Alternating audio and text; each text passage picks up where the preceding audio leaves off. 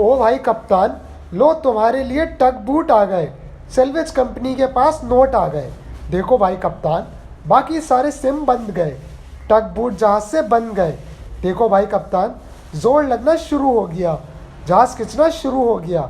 ओ भाई कप्तान, और कोई ना बल्ली लो, निहारी खाओ नल्ली लो। ओ भाई कप्तान, जुमेरात को तुम्हारे बार्श टूट गए थे ना, इमदादी काम करने वाले रूठ गए थे ना। ओ भाई कप्तान, तुम्हें निकालने का काम टाल दिया था ना, आखिर तुमने भी थोड़ा सा ही माल दिया था ना। ओ भाई कप्तान, अब ज़रा केपीटी को काम करने दो, अपने अमले को आराम करने दो। देखो भाई कप्तान, तुम्हें टगों ने खींच भी लिया तो ज़्यादा ना इतराना, अगर दूर चले जाओ तो मुड़ के यहाँ ना आना। मगर भाई कप्तान, इन टगों में बहुत ज़ोर है, मगर तुम्हारा इंजन कमज़ोर है, तुम्हारा नेविगेशन सिस्टम दम तोड़ चुका, मशीनरी ठीक करने वाला मुंह मोड़ चुका।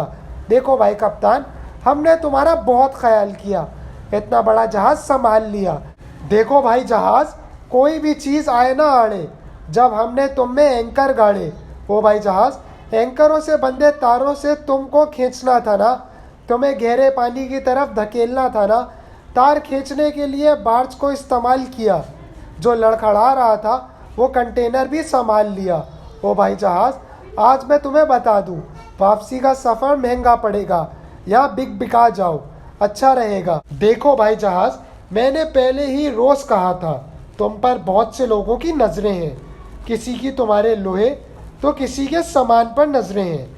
लेकिन भाई कप्तान, हमारे किसी बंदे ने तुम्हें हाथ लगाया नहीं, एक पल को भी किसी ने सताया नहीं।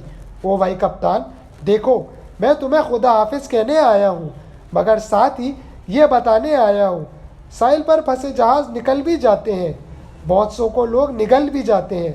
अच्छा हुआ आज तक हिम्मत हार गए, जोर लगा के सुधर गए। सब मिलकर जोर लगा लेंगे, हम तुम्हें शब घड़ी निकालेंगे।